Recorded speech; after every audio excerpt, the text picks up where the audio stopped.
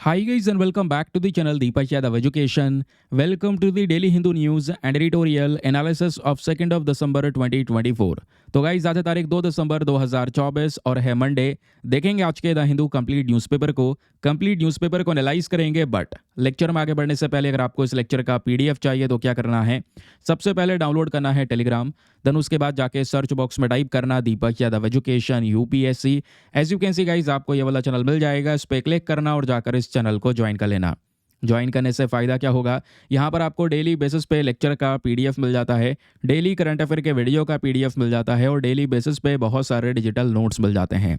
Now बढ़ते हैं आगे बढ़ने से पहले हमेशा की तरह हम लोग अपने लेक्चर को एक मैप के क्वेश्चन के साथ स्टार्ट करेंगे। तो आज आप सभी को मैप में जाकर देखना है रामप्पा टेम्पल को कहाँ पर है एग्जैक्टली लोकेटेड, इसको अच्छे से मैप में देखना। देन उसके बाद आकर नीचे कॉमेंट सेक्शन में टाइप करना, जिससे कि आप लोग इसको लंबे समय तक याद रख पाओगे। तो चलिए शुभारंभ करते हैं और चलते हैं सबसे पहले थंबनेल वाले इंपॉर्टेंट आर्टिकल की तरफ। तो दोस्तों हमारे देश का पहला वर्टिकल सी ब्रिज, जिसकी चर्चाएं तो बहुत पहले से हो रही थी, नाउ फाइनली यहाँ पर ये तैयार हो चुका है। समझेंगे इस ब्रिज का इंपॉर्टेंस, लेकिन उससे पहले आप देख पाएंगे ऐसे various news articles recently publish हुए हैं। आपके सामने टाइम्स ऑफ इंडिया का ये आर्टिकल है, जहाँ पे पुराना वाला ब्रिज और नए वाले ब्रिज के बीच का कंपैरिजन भी किया गया है। इस ब्रिज का अपने आप में ही नाम है, वो है पंबन ब्रिज, ध्यान में रखिएगा। लेकिन जिस वर्टिकल ब्रिज की हम बात कर रहे हैं, इसको नाम दिया गया है पंबन 2.0, क्योंकि इससे पहले इसके बगल में एक और पुल हुआ करता है, वो बहुत पुराना हो चुका है, 100 साल से ज़्यादा हो चुके हैं उसको, जिस वजह से हमने नया ब्रिज कंस्ट्रक्ट किया है। दोनों के बीच का डिफरेंस पढ़ेंगे, लेकिन पहले एक बार लोकेशन देख लेते हैं कि आखिरकार ये ब्रिज बना कहाँ पर है। तो चलिए दोस्तों चलते हैं मैप के ऊपर में। पहले आएंगे इंडिया की साइड में, और इंडिया नीचे आपको देखने को मिल जाएगा हमारा पड़ोसी देश श्रीलंका। नीचे इसको यहाँ पे दोस्तों थोड़ा और जूम करते हैं तो ये आपको देखने को मिल जाता है तमिलनाडु के बराबर में है केरला। आपको थोड़ा सा और जूम करना है और जाना है नीचे, तो यहाँ पे आपको दिख रहा होगा रामेश्वरम। अब रामेश्वरम इंडिया की टेरिटरी है। यहाँ पे आप देख पाएंगे पीछे तमिलनाडु है, ये रामेश्वरम है। इसके बीच में एक जगह आपको दिख रही होगी मंडपम बेसिकली मेन तमिलनाडु का हिस्सा है, ये पूरा का पूरा तमिलनाडु स्टेट है। अब दोस्तों आपको दिखाई पड़ रहा होगा कि तमिलनाडु और बीच में ये जो रामेश्वरम है, इसके बीच में जो हिस्सा है ये समुद्र वाला हिस्सा है, हमें इसको जोड़ना है। तो इसको जोड़ा गया है इसी पंबन ब्रिज के माध्यम से। आई होप आपको ये अब दिखाई पड़ा होगा, एग्जैक्टली लिखा हुआ भी आ गया है पंबन ब्रिज। यही वो पुल है जिसको यहाँ पे तैयार किया गया है, जो हमारे तमिलनाडु के मंडपम को सीधा रामेश्वरम से जोड़ने का काम करता है। ठीक है, लोकेशन क्लियर हो गई। अब आगे की बात सुनिए, इसका इंपॉर्टेंस समझिए, क्योंकि रिसेंटली मैं आपको बता दूं इस ब्रिज को लेकर कुछ इश्यूज भी दिखाए गए हैं हमारी जो रेलवे की बॉडी है उनकी साइड से। वो क्या बोलते हैं वो भी हम समझेंगे, लेकिन पहले इस ब्रिज के बारे में कुछ बेसिक डेटा याद रखिए।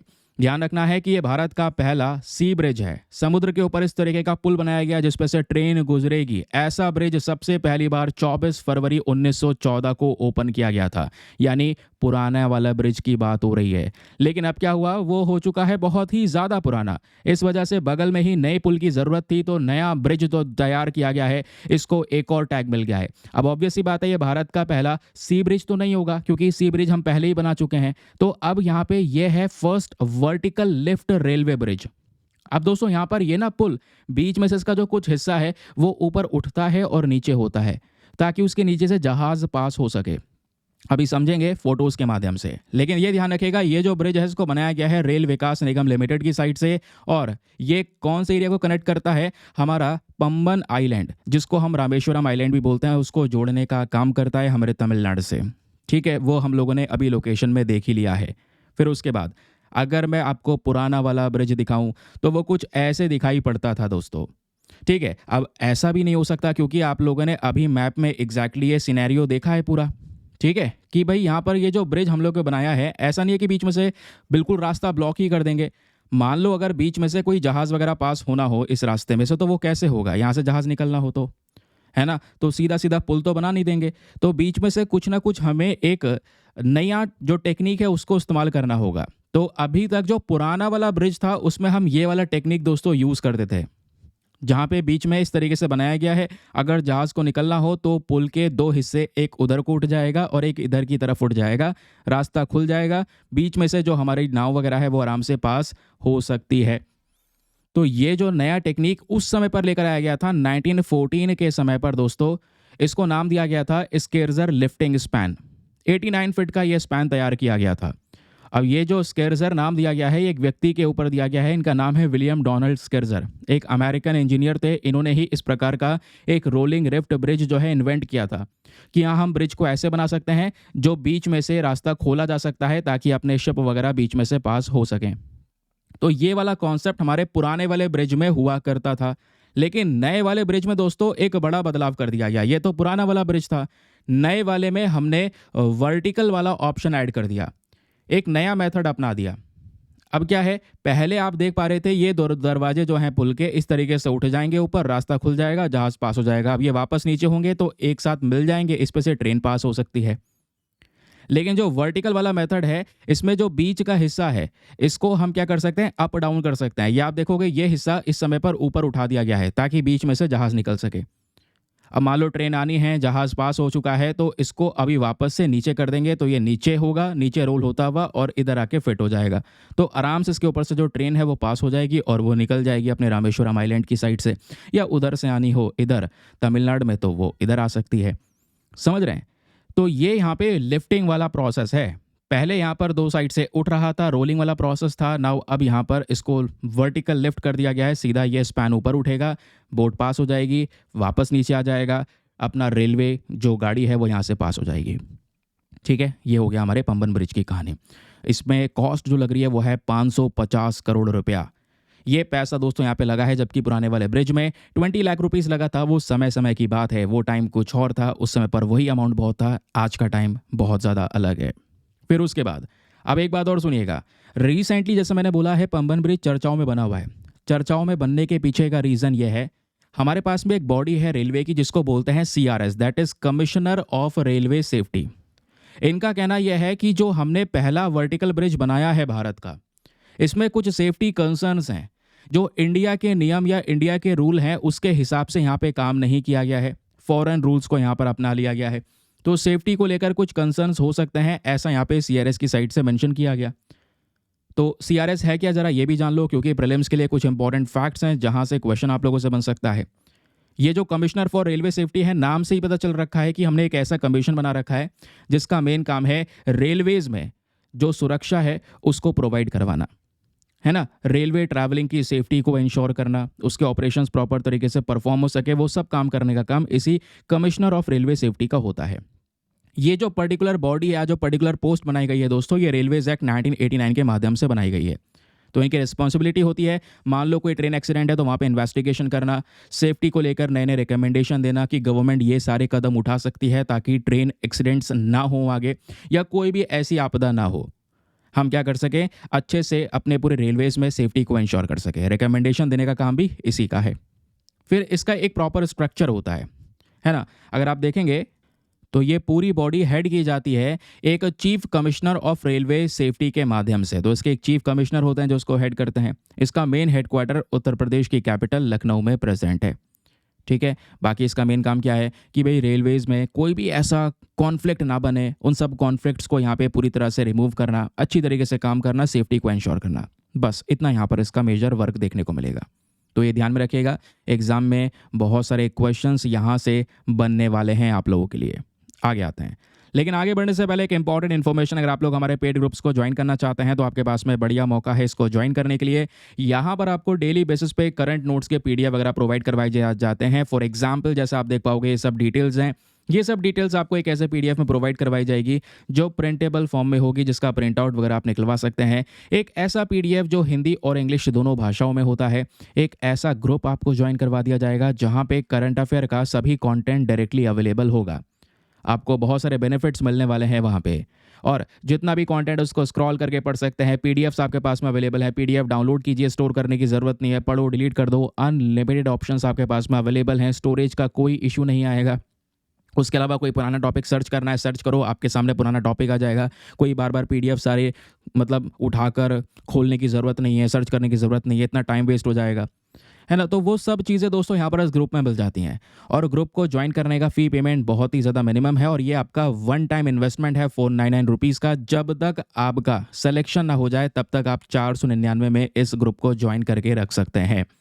ज्वाइन करने के लिए क्या करना है, व्हाट्सएप पर जाना। यहाँ पर आपको एक नंबर दिया गया है 8534873368। इस नंबर पर मैसेज कर देना कि हाँ I want to join this group. वहाँ पे आपको रिप्लाई मिलेगा, पेमेंट का प्रोसेस दिया जाएगा और उससे ज़्यादा इंपॉर्टेंट दोस्तों आपको डेमो वीडियो का लिंक भी मिलेगा। आप पूरे डेमो वीडियो को अच्छे से चेक कर सकते हैं, देख सकते हैं मुझको कहाँ पर क्या फ़ायदा होगा। अपने आप को कंप्लीटली सेटिस्फाई करने के बाद में जाकर ये इन्वेस्टमेंट कर सकते हैं। बाकी यार कम से कम मेक श्योर क्या करो, वीडियो पे लाइक का बटन है उसको प्रेस कर दिया करो। 5000 लाइक्स का टारगेट है जिसको आप सभी लोग मिलकर सपोर्ट कर सकते हैं।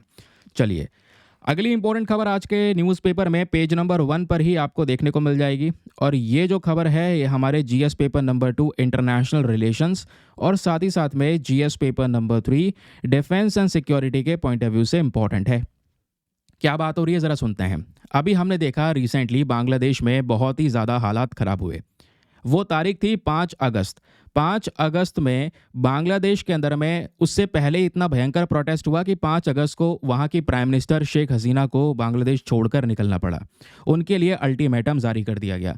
तो वो दोस्तों बांग्लादेश को छोड़कर इंडिया आ गई, करंट समय पर इंडिया में है।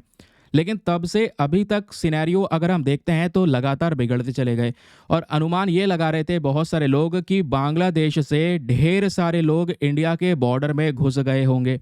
तो उसी को लेकर ये रिपोर्ट आई है कि भले ही बांग्लादेश में सिचुएशन खराब क्यों ना हुई हो, लेकिन उसकी वजह से बॉर्डर पर कोई ज़्यादा स्पाइक नहीं हुआ है लोगों का और जो लोग थे उनको हमारी बीएसएफ यानी बॉर्डर सिक्योरिटी फोर्स ने पकड़ लिया है और डेटा उसका हमारे सामने प्रेजेंट किया गया है।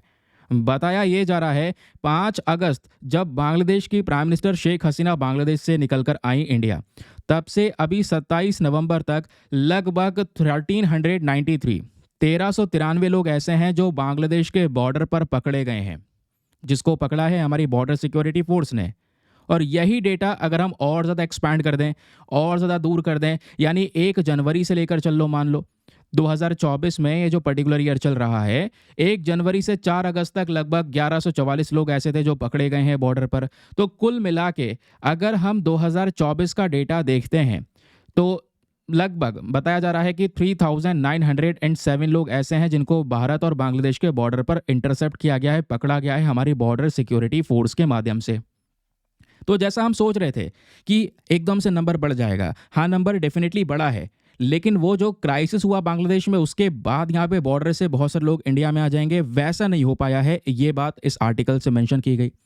अगर आप पिछले कुछ सालों के ट्रेंड देखेंगे तो यही वाला जो ग्राफ है दोस्तों, इसको मैं जूम कर देता हूँ, कुछ इस प्रकार से आपके सामने आएगा। यहाँ पे आप देख पाएंगे 2018 में भी जो अनडॉक्यूमेंटेड बांग्लादेशीज पकड़े गए थे कहाँ पर, बॉर्डर पर, उनकी संख्या है 2995।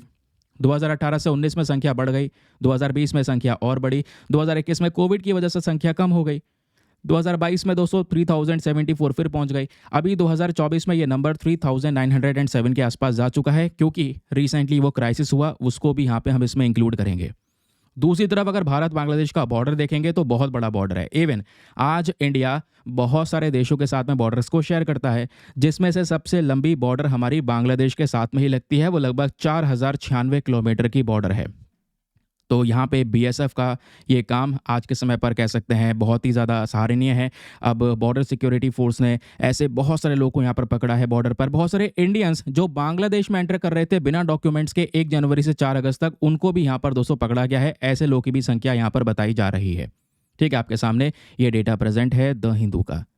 चलिए, अब बोला यह जा रहा है केवल बांग्लादेश से नहीं, म्यांमार से भी काफ़ी लोग आए हैं जिनको यहाँ पर रोका गया है बॉर्डर्स के ऊपर में, और ऐसे भी लोगों की संख्या बहुत ज़्यादा है। क्योंकि हमारे देश में अगर हम देखेंगे बॉर्डर से बहुत सारे लोग इलीगल तरीके से या अनडॉक्यूमेंटेड तरीके से हमारे टेरिटरी के अंदर में एंटर कर चुके हैं। पहले भी हज़ारों की संख्या में लोग आपको देखने को मिलेंगे असम के अंदर में। इस वजह से एनआरसी का एक बहुत बड़ा इशू है, क्योंकि इलीगल तरीके से जो बांग्लादेशी इमिग्रेंट्स हैं वो यहाँ पर घुस चुके हैं, है ना। तो वो यहाँ पर एक इशू बना रहता है। फिलहाल के लिए अभी 2024 का सिनेरियो क्या है बॉर्डर पर, स्पेशली भारत बांग्लादेश का, वो बॉर्डर का डेटा मैंने आपके साथ में शेयर किया। नाउ अब इसी आर्टिकल को दोस्तों एग्जाम से लिंक करना होगा, एग्जाम के पर्सपेक्टिव से ढेर सारा डेटा समझना होगा। जैसे मैं बात कर रहा था भारत और बांग्लादेश के बॉर्डर की, तो इंडिया आज बहुत सारे देशों के साथ में बॉर्डर को शेयर करता है। आपको लगता होगा केवल कुछ ही देश तो हैं, पाकिस्तान, चाइना, बांग्लादेश, म्यांमार। देखो सुनो, भारत की एक बाउंड्री अफगानिस्तान के साथ में भी लगती है। ये क्वेश्चन पहले बन चुका है। और ध्यान रखना, सबसे छोटी बाउंड्री हमारी अफगानिस्तान के साथ में लगती है, वो है 106 किलोमीटर की। ठीक है। फिर उसके बाद में इंडिया चाइना की बाउंड्री है लगभग 3488 किलोमीटर्स की। फिर नेपाल के साथ में भी हम बॉर्डर को शेयर करते हैं, इसके साथ में भी कोई छोटा मोटा बॉर्डर नहीं है, 1751 किलोमीटर का है। फिर भूटान के साथ में है 699 किलोमीटर का बॉर्डर, म्यांमार के साथ में 1643 किलोमीटर, बांग्लादेश के साथ में 4096 किलोमीटर का। इवन हमें लगता होगा या आप सोचते होंगे कि यार सबसे बड़ी बाउंड्री भारत की चाइना के साथ में होगी ये जो बॉर्डर है, लेकिन नहीं, हमारी सबसे बड़ा बॉर्डर बांग्लादेश के साथ में लगता है 4096 किलोमीटर का। चाइना के साथ में फिर भी कम है, 3488 किलोमीटर्स का। फिर पाकिस्तान के साथ में लगता है बाउंड्री ये 3323 किलोमीटर्स की। फिर बाकी जो हमारी नीचे की है कोस्ट लाइन है हमारी, यानी कि जितना ये समुद्र के साथ में बॉर्डर को शेयर करता है, वो भी हमारी 7516 किलोमीटर से ज़्यादा का रेंज आपको देखने को मिलेगा। तो दोस्तों ये भारत के इंटरनेशनल लैंड बॉर्डर्स हैं, ध्यान में रखिएगा। तो इंडिया कितने देशों के साथ में, 1 2 3 4 5 6 7 7 कंट्रीज़ के साथ में भारत अपने टेरिटरी यानी बॉर्डर्स को शेयर करता है। और बॉर्डर्स में कितने कितने किलोमीटर शेयर करता है वो डेटा आपके सामने यहाँ पर ये प्रेजेंट है। ठीक है। अब जैसे हमने डिस्कस किया, भारत बांग्लादेश का जो बॉर्डर है ये काफ़ी ज़्यादा सेंसिटिव हो चुका है और क्राइसिस की वजह से और ज़्यादा सेंसिटिव हो चुका है। अभी रिसेंटली हम रिपोर्ट्स देख पा रहे हैं कि किस तरीके से बांग्लादेश में माइनॉरिटीज़ हैं, उनके ऊपर में अटैक हो रहा है। उन माइनॉरिटीज़ को लेकर कंसर्न उठाया जा रहा है। इस्कॉन वाला इशू हुआ अभी बांग्लादेश में। तो बॉर्डर पर बहुत ज़्यादा इश्यूज़ होते, लेकिन बॉर्डर सिक्योरिटी फोर्स है करंट समय पर उसको प्रोटेक्शन प्रोवाइड करवाने के लिए। नाउ क्वेश्चन यहाँ पर यह है कि बॉर्डर सिक्योरिटी फोर्स क्या है। नाम से ही पता चल रहा है बॉर्डर पर तैनात किया गया है इस पर्टिकुलर फोर्स को। इस पर्टिकुलर फोर्स की जो यूनिट है इनको तैयार किया गया था 1965 में, जब इंडिया पाकिस्तान का वॉर हुआ। उस युद्ध के बाद ही दोस्तों BSF बना दिया गया। और मैं आपको बता दूं, जैसे आपने CAPF के बारे में सुना होगा, सेंट्रल आर्म्ड पुलिस फोर्सेस, है ना। तो CAPF के अंदर में कोई एक फोर्स नहीं है। CAPF के अंदर में आपको पता है 7 फोर्सेस आती हैं। तो 7 फोर्सेस में से एक फोर्स हमारा BSF भी है। ठीक है, ध्यान में रखिएगा। तो हमारा जो BSF है वो CAPF का ही एक यूनिट है। और बाकी 7 यूनिट बाकी 6 यूनिट कौन कौन से, क्योंकि एक तो BSF हो गया, दूसरा यहाँ पे असम राइफल्स है, तीसरा ITBP का नाम सुना होगा, Indo Tibetan border police force, जो तिब्बत और भारत के बॉर्डर वाले रीजन पर तैनात है। फिर है CISF central industrial security force, फिर है सेंट्रल रिजर्व पुलिस फोर्स, फिर है नेशनल सिक्योरिटी गार्ड्स, देन सशस्त्र सीमा बल। ठीक है, तो ये हो गए 6 और बाकी 7वीं हो गई हमारी बॉर्डर सिक्योरिटी फोर्स। तो ये 7 की 7 यूनिट हमारी सेंट्रल आर्म्ड पुलिस फोर्स के अंडर में आती हैं। और ये CAPF हमारे मिनिस्ट्री ऑफ होम अफेयर्स यानी गृह मंत्रालय के कंट्रोल में आता है। ये बेसिक डेटा हैं, याद रखना ज़रूरी है। और ये बेसिक चीज़ें लगातार न्यूज़ में रहती हैं, इतना पता होना भी चाहिए हम लोगों को। नाउ फिर उसके बाद जब बात करते हैं BSF की, तो लगभग 2.65 लाख के आसपास BSF की फोर्सेस को हमने भारत बांग्लादेश का बॉर्डर हो गया एक तरफ, दूसरा इंडिया पाकिस्तान का बॉर्डर हो गया, इन दोनों बॉर्डर्स पर हमने तैनात कर रखा है। और इन दोनों बॉर्डर के अलावा जो हमारा लाइन ऑफ कंट्रोल वाला रीजन है, LOC वाला रीजन जो है, LAC नहीं LOC, भारत पाकिस्तान के साइड वाले हम उसकी बात कर रहे हैं, वहाँ पर हम लोगों ने इसको तैनात कर रखा है। ठीक है। फिर उसके बाद यहाँ पर अगर आप देखेंगे तो यहाँ पे जो एंटी नक्सल ऑपरेशंस वगैरह देश के अंदर में चलाया जा रहा है नक्सलवाद को ख़त्म करने के लिए, तो वहाँ पर भी हम बॉर्डर सिक्योरिटी फोर्स का आज के समय पर यूज़ कर रहे हैं। ये सिक्योरिटी फोर्स हमको प्रोटेक्शन प्रोवाइड करवा रही है। फिर जो सर क्रीक वाला रीजन हो गया, और इतना ही नहीं, यूनाइटेड नेशन के जो पीस कीपिंग मिशंस होते हैं दुनिया भर में, तो वहाँ पे भी बहुत सारा कंट्रीब्यूशन हमारा इसी बॉर्डर सिक्योरिटी फोर्स के थ्रू किया जाता है। यह है बॉर्डर सिक्योरिटी फोर्स का इंपॉर्टेंस, कहाँ से बिलोंग करता है यूनिट, ध्यान रखिए। ये सब बातें इतना ज़्यादा डिटेल से मैं आपको बता रहा हूँ, उसके पीछे का मेन कारण है ये। जैसा मैंने आपको बताया कि बॉर्डर सिक्योरिटी फोर्स ये मिनिस्ट्री ऑफ होम अफेयर्स के अंदर में अंडरली आ रहा है ना। CAPF के अंडर में आता है, CAPF ministry of home affairs के अंडर में। तो एक क्वेश्चन इसी तरीके से UPSC ने 2008 में पूछ लिया। क्वेश्चन देखो कि डिपार्टमेंट ऑफ बॉर्डर मैनेजमेंट वाला जो डिपार्टमेंट है वो कौन से मंत्रालय के अंडर में आता है। ऑप्शन नंबर है मिनिस्ट्री ऑफ डिफेंस, या ministry of home affairs, ministry of shipping, road transport, या ministry of environment and forest. तो सही उत्तर क्या है, home affairs. Option number B is the correct answer. Literally direct question पूछा गया है, इस वजह से बहुत डिटेल से हर एक चीज़ को पढ़ना ज़रूरी भी है। चलिए फिर आगे आते हैं अगली खबर पर। नाउ नेक्स्ट न्यूज़ हमारी काफ़ी काम की होने वाली है, लेकिन उससे पहले जो भी लोग नए जुड़े हैं आज के इस वीडियो में, मेक श्योर करें चैनल के ऊपर में जो सब्सक्राइब का बटन है उसको प्रेस कर लें। ठीक है, क्योंकि तभी तो कल जाके वापस से वीडियो का नोटिफिकेशन मिलेगा। डेली हम लोग यहाँ पे अपने न्यूज़पेपर को कवर करते हैं, डेली इंपॉर्टेंट खबरों को with proper data, proper notes के साथ में कवर किया जाता है। हमारा टारगेट भी है कि हम जल्द से जल्द 6 लाख सब्सक्राइबर के टारगेट को अचीव कर सकें। तो मेक श्योर करना है जितने भी नए लोग जुड़े हैं सब्सक्राइब कर लें और बेल आइकन को प्रेस करके रखें, तभी नोटिफिकेशन आपको मिलेगा। ठीक है, चलिए अगली खबर बात करता है वधवन पोर्ट के बारे में। वेरी वेरी इंपॉर्टेंट, रिसेंटली ये पोर्ट काफ़ी चर्चाओं में है। एक स्टेटमेंट आया है और वो स्टेटमेंट है JNPA, जो हमारा पोर्ट अथॉरिटी है उसके चेयरमैन का। JNPA क्या है? जवाहरलाल नेहरू पोर्ट अथॉरिटी, इनके चेयरमैन है। उन्होंने बोला कि वधवन पोर्ट जो तैयार हो रहा है, जिसके ऊपर काम चल रहा है, ये भारत के लिए एक बहुत बड़ा गेम चेंजर हो सकता है। अब दोस्तों ये वधवन पोर्ट है क्या? ध्यान रखिए, ये ग्रीनफील्ड प्रोजेक्ट है। पहली एक और चीज़, मैं आपको हर एक जितने मोस्ट इंपॉर्टेंट टर्म्स है वो भी समझाता चलूंगा। सर ये ग्रीनफील्ड पोर्ट होता क्या है? दोनों के बीच का डिफरेंस समझिएगा। ठीक है, एक होता है दोस्तों ब्राउनफील्ड प्रोजेक्ट और एक होता है ग्रीनफील्ड प्रोजेक्ट।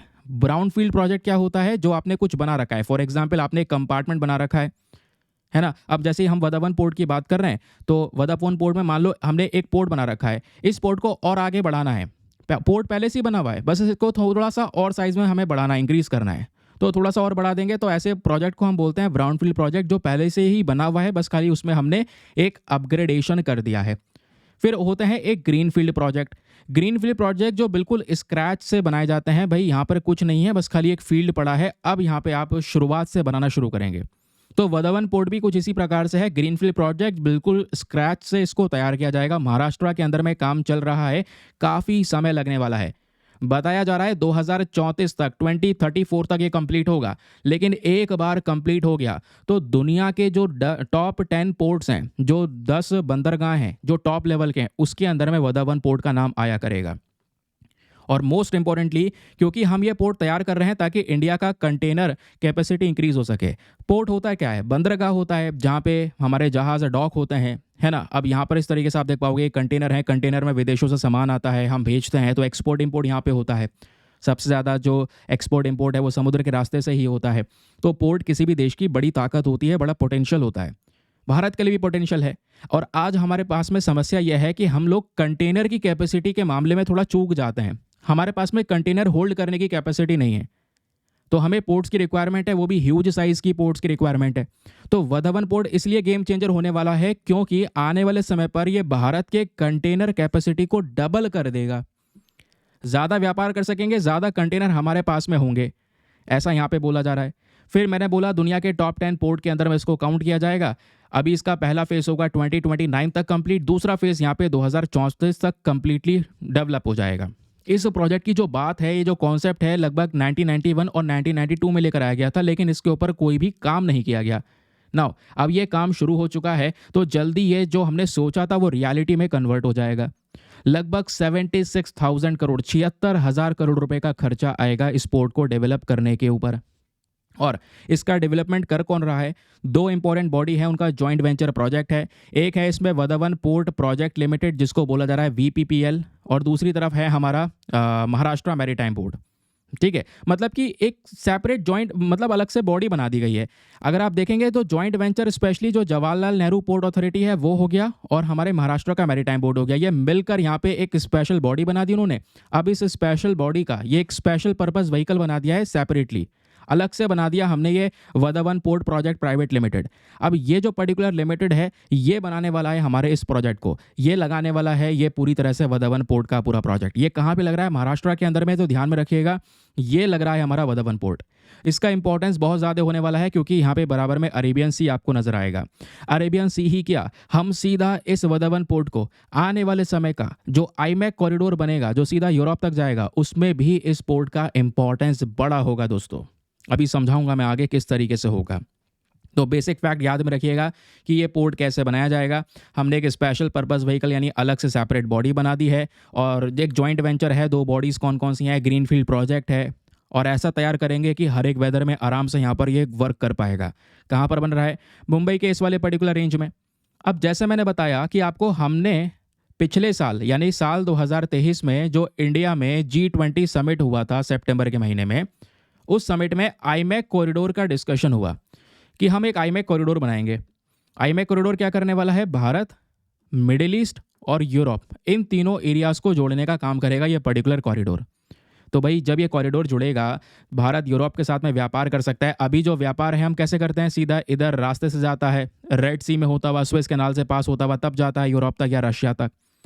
लेकिन जब आईमैक कॉरिडोर बन जाएगा तो हमारा रास्ता बहुत सिंपल हो जाएगा। सीधा हमारा जहाज़ जाएगा यहाँ पे यूएई में, या फिर जो है यूएई तक वगैरह पहुँचेगा, ओमान पहुँचेगा, यहाँ पे बंदरगाह पे उतरेगा। फिर यहाँ से रेलवे लाइन बिछाई जाएगी जो इजराइल तक जाएगी, इजराइल के हाइफा पोर्ट से। यहाँ पे हाइफा पोर्ट से हम क्या करेंगे, यूरोप का जो ये ग्रीस है, ग्रीस के जो यहाँ पर पोर्ट है उसको कनेक्ट कर देंगे। तो इस तरीके से ये रास्ता जो इतना लंबा चौड़ा है वो शॉर्ट रास्ता हो जाएगा। ये वाला रास्ता हम आने वाले समय पर अपनाएंगे। तो आईमैक कॉरिडोर एक बड़ा रोल प्ले कर सकता है दोस्तों, ठीक है। तो उसमें वदावन पोर्ट का इंपॉर्टेंस रहेगा। हमें रशिया से अपने आप को जोड़ना है, चाहे ईरान का चाबार पोर्ट आप देख लो, उसका भी यूज़ करेंगे तो वदावन पोर्ट अगेन हेल्प कर सकता है। रशिया कोई सामान भेजेगा तो इस रास्ते से भेज सकता है, हम उसको भेजेंगे तो इस रास्ते से भेज सकते हैं। ऐसे लंबा चौड़ा रास्ता हमें अब लेने की आवश्यकता नहीं है। और बगल में अरेबियन सी है, ठीक है, ये आपको देखने को मिल जाएगा। अरेबियन सी है, पर्शियन गल्फ है, उसके अलावा यहाँ पर रेड सी आपको देखने को मिल जाता है, ठीक है। ये सारी ऑयल रिच नेशंस आपको देखने को मिल जाते हैं। तो ये देश, या फिर अफ्रीका का ईस्टर्न कोस्ट, इवन ये आप देख पाओगे अफ्रीका का हॉर्न ऑफ अफ्रीका वाला रीजन है, यहाँ तक हम लोग अपने पोर्ट से कनेक्टिविटी बना पाएंगे, ठीक है। इनके साथ में व्यापार कर पाएंगे। और मोस्ट इंपॉर्टेंट चीज़ बताई जा रही है कि जो ये पोर्ट है दोस्तों, इससे थोड़ी सी दूर, लगभग 34 किलोमीटर दूर ही दिल्ली मुंबई फ्राइट कॉरिडोर भी है। एक पूरा यहाँ पर मेन हाईवे भी आपको देखने को मिल जाएगा जो दिल्ली मुंबई को जोड़ता है। तो मुंबई और दिल्ली को जोड़ेगा तो दिल्ली से कोई सामान यहाँ पर सीधा मुंबई आ सकता है, मुंबई से यहाँ पर फिर एक्सपोर्ट किया जा सकता है, जिससे ओवरऑल इंटरनल ट्रेड भी यहाँ पर दोस्तों बहुत ही ज़्यादा इंक्रीज़ होने वाला है। ये जो पोर्ट है 2 फेज में बनाया जाएगा, मैंने जैसे बताया 2034 तक कंप्लीट होने वाला है। और इस पर्टिकुलर पोर्ट में जो ये एग्जाम है ये बहुत ज़्यादा इंपॉर्टेंट होने वाला है। एग्जाम का मतलब क्या है, एक्सपोर्ट इंपोर्ट। एक्सपोर्ट इंपोर्ट का इनफ्लो बढ़ेगा और ये सब होगा क्योंकि बीच में आईमैक कॉरिडोर भी बन रहा है। और फिर उसके अलावा दोस्तों रशिया के साथ में भी हम जोड़ पाएंगे अपने आप को। तो इसमें कहीं ना कहीं ये जो वदावन पोर्ट है एक इंपॉर्टेंट रोल प्ले कर सकता है। इससे समय भी कम लगेगा और भारत को यहाँ पर बहुत ज़्यादा फायदा भी होने वाला है। फिर जब हम बात करते हैं पोर्ट्स के बारे में या भारत के अंदर में बंदरगाह के बारे में, तो आपको पता है इंडिया के अंदर में जो पोर्ट्स हैं ये 2 कैटेगरीज में बांटे गए हैं। एक होते हैं मेजर पोर्ट्स और एक होते हैं non major ports. Major ports मतलब बड़े साइज के पोर्ट जो कि सीधा सेंट्रल गवर्नमेंट के अंडर में आते हैं, और नॉन मेजर पोर्ट्स छोटे साइज के पोर्ट्स होते हैं जो स्टेट गवर्नमेंट के अंडर में आते हैं। तो जो मेजर पोर्ट्स हैं करंट समय पर आज भारत के पास में 13 मेजर पोर्ट्स आपको देखने को मिल जाते हैं, ठीक है। उसके अलावा अगर माइनर पोर्ट की बात करेंगे तो वैसे हमारे पास में छोटे छोटे 200 माइनर पोर्ट्स हैं, ध्यान में रखिएगा। तो मैंने आपको बताया किस किस के कंट्रोल में आते हैं, ये याद रखने वाली बात है। तो जब हम लोग 13 मेजर पोर्ट्स की बात करते हैं तो वो कहाँ कहाँ पर हैं, इस पर्टिकुलर मैप को याद रखिएगा, इंपॉर्टेंट है। एक गुजरात के अंदर कांडला पोर्ट, ये आपका मेजर पोर्ट है।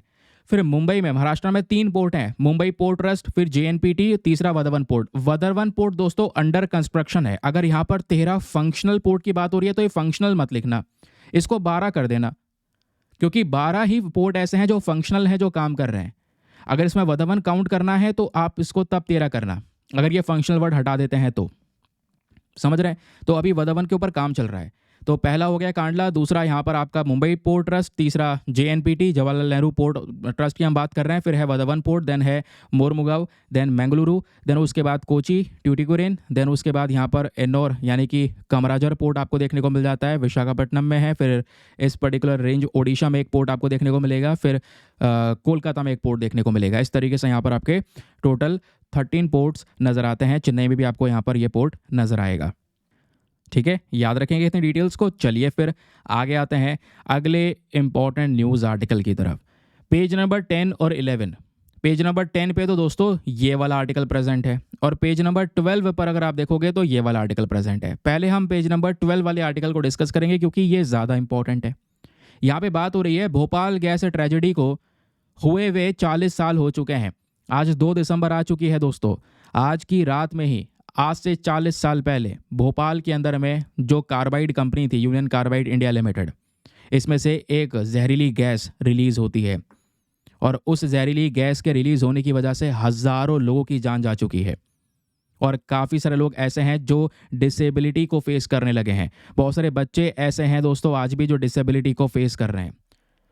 तो आप देखेंगे वो जो पर्टिकुलर पूरा का पूरा लोगों की जान गई है, उसको लेकर यहाँ पे एक श्रद्धांजलि दी जा रही है लोगों के माध्यम से उस कार्बाइड कंपनी के सामने। लेकिन पता है समस्याएं अभी भी बहुत ज़्यादा हैं, समस्याएं रिजॉल्व नहीं हुई है। अब समस्या क्या है, इस आर्टिकल को मैं आपको थोड़ी देर में पढ़ाऊंगा, क्योंकि पहले आपको ये पता होना चाहिए भोपाल गैस ट्रेजेडी एग्जैक्टली थी क्या, कौन सी गैस थी जो ये रिलीज हुई थी, किसकी वजह से ये हुई थी, क्या कारण था, पहले ये जानो। फिर मैं आपको ये आर्टिकल पढ़ाऊंगा तो आप थोड़ा और शौक हो जाओगे।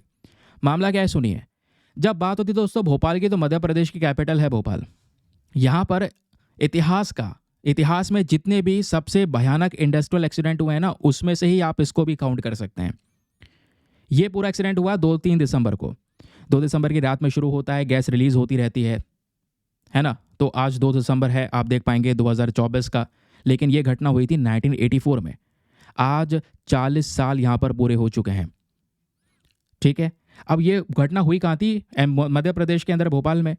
हुआ एक्चुअली में क्या, वहाँ पे एक कंपनी लगाई गई थी जिसका नाम है union carbide and India limited. ये पेस्टिसाइड प्लांट था। पेस्टिसाइड क्या होते हैं दोस्तों, कीटनाशक, है ना, जो कीटाणु वगैरह मारने के लिए केमिकल्स तैयार किए जाते हैं। तो उसी पेस्टिसाइड को बनाने वाली कंपनी लगा दी गई।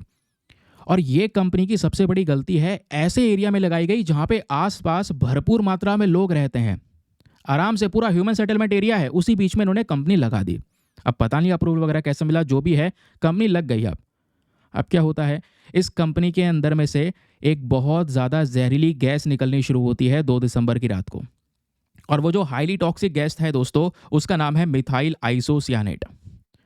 अब मिथाइल आइसोसियानेट की वजह से लोगों की मृत्यु हुई जब ये गैस आसपास के एरिया में रिलीज हो गई। कई टन ऑफ गैस दोस्तों यहाँ पे रिलीज होती है ना। लोगों की आंखों में जलन मचने लगती है, लोग भागने लगते हैं, उनके लॉन्ग टर्म हेल्थ इफेक्ट्स पड़े हैं उनके शरीर के ऊपर में।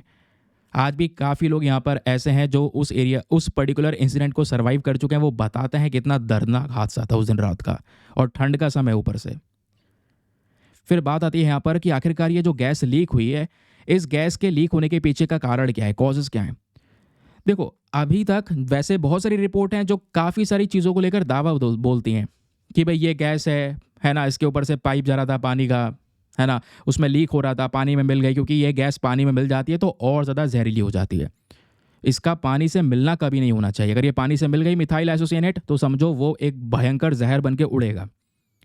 तो वो भी बताया जाता है, लेकिन फिर भी क्योंकि हमें ज़्यादा कुछ इन्फॉर्मेशन नहीं पता है, तो जो मेन कारण था उसको लेकर अभी भी डिस्प्यूट बना रहता है कि भाई ऐसा हुआ था, कंपनी कह देती नहीं ऐसा नहीं हुआ था, ऐसा डिस्प्यूट सा बना रहता है। तो दोस्तों ये जो यूनियन कार्बाइड वाला प्लांट है, इसमें क्या हुआ करता था, बहुत ज़्यादा मात्रा में ये मिथाइल आइसोसियानेट गैस भर के इन्होंने रखा हुआ था अपने टैंकर के अंदर में। और ये गैस है बहुत ज़्यादा रिएक्टिव है ना, एक वोलेटाइल केमिकल है। और ये जो टैंकर में रखा था, पहली गलती क्या हुई, जिस भी टैंक में इन्होंने गैस बना के रखी, मतलब गैस भर के रखी थी, वो टैंक को सही तरीके से मेंटेन नहीं किया हुआ था, है ना।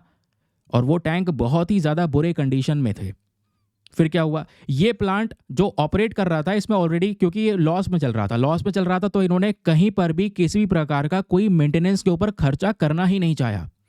और इतने केमिकल से ये पूरा इंडस्ट्री जूझ रहा है, लेकिन उसके बावजूद भी कोई खर्चा नहीं किया इस कंपनी ने। स्टाफ की संख्या और कम कर दी, सेफ्टी को लेकर कोई कदम नहीं उठाया, क्योंकि लॉस में चल रहा था, मार्केट में कंपटीशन बढ़ रहा था, तो उन्होंने सोचा क्या पैसा लगाएं, कंपनी चल रही है चलती रहने दो। लेकिन इसका खामियाजा बहुत बुरा निकल कर आया। ये जो प्लांट है दोस्तों, ये डेंसली पॉपुलेटेड रीजन में लोकेटेड था, जैसे मैंने आपको बताया।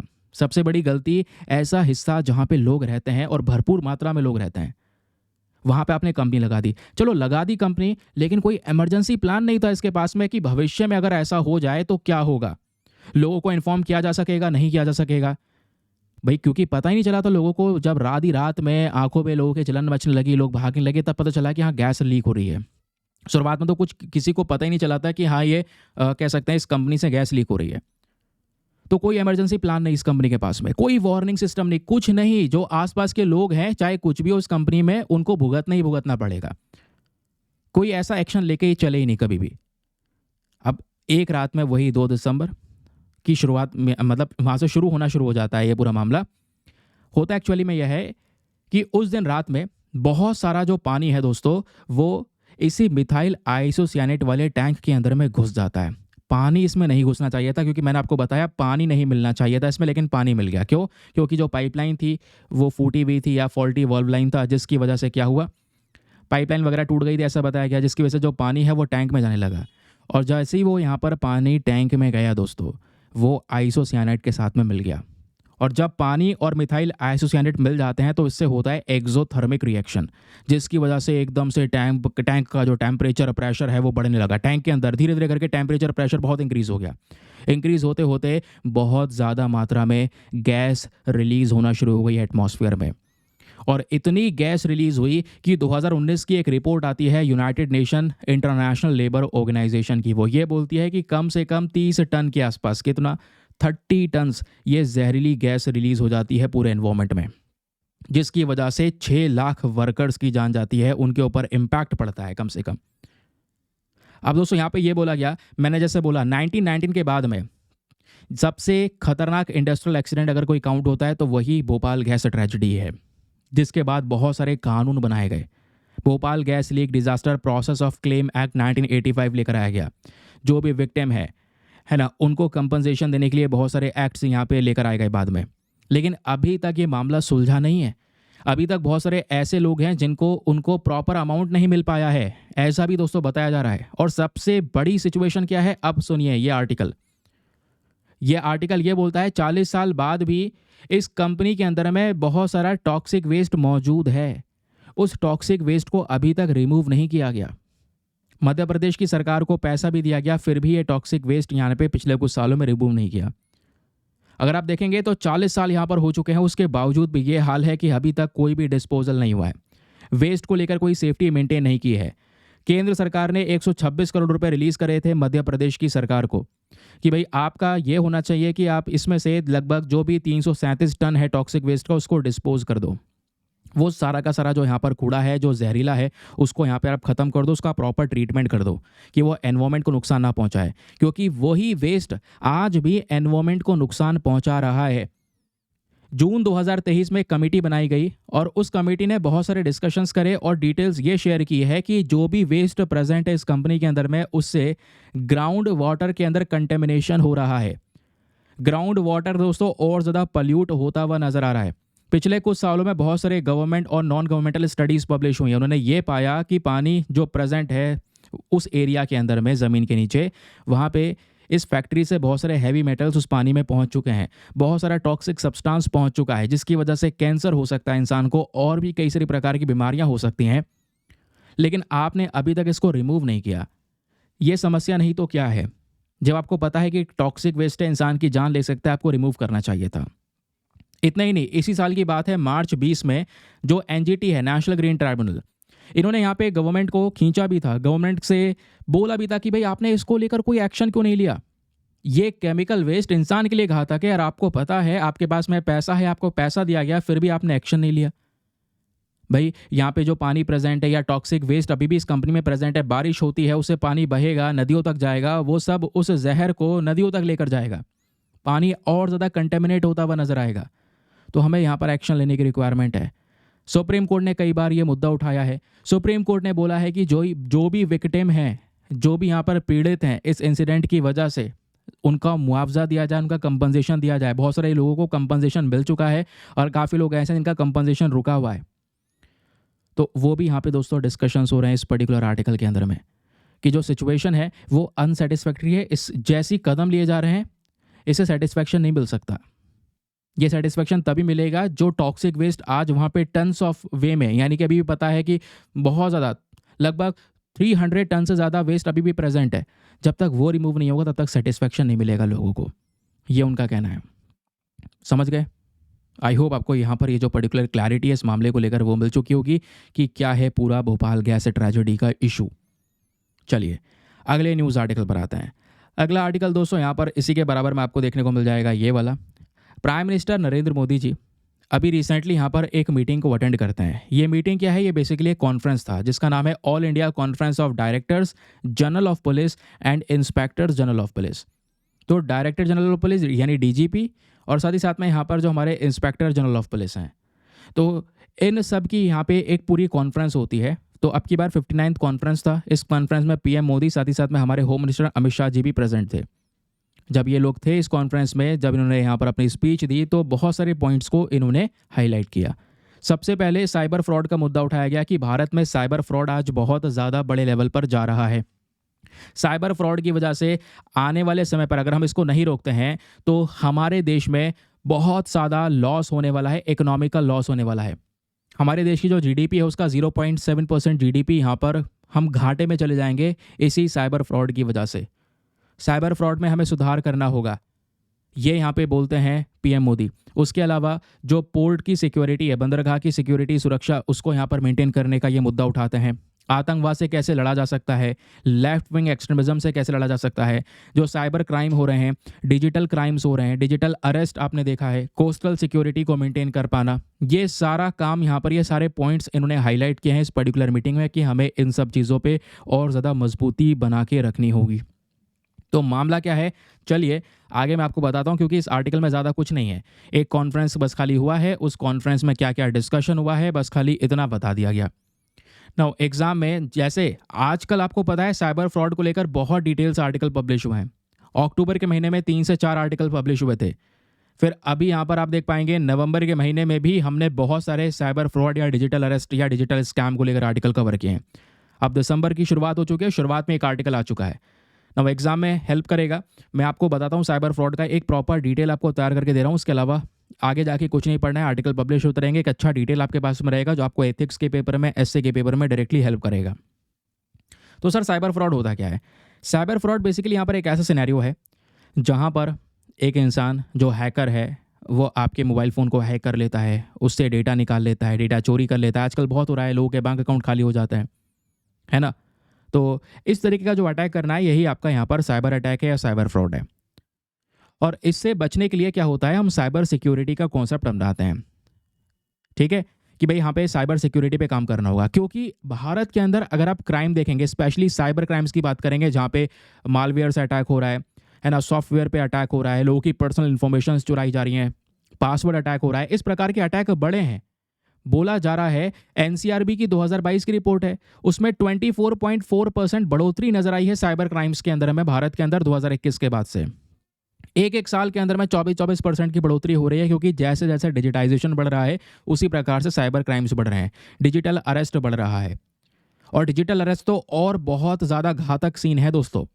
यहाँ पे क्या होता है, एक इंसान को मतलब ज़बरदस्ती ऐसा दिखा दिया जाता है कि वो वो यहाँ पर मुजरिम है, वो इस केस में इन्वॉल्व था, और जो आपको दिखा रहा है, आपसे वीडियो कॉल कर रहा है और अपने आप को वो एज अ पुलिस ऑफिसर या गवर्नमेंट ऑफिसर, सीबीआई ऑफिसर ऐसे अपने आप को दिखा देता है।